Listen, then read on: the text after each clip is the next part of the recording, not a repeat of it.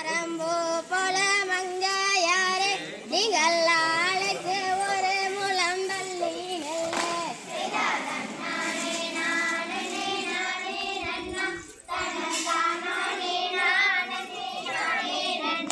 செய்தார் வாணி சரஸ்வதியானவளே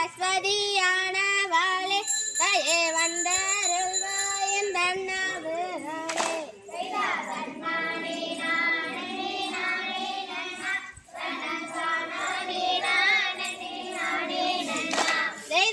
ஓதி வச்ச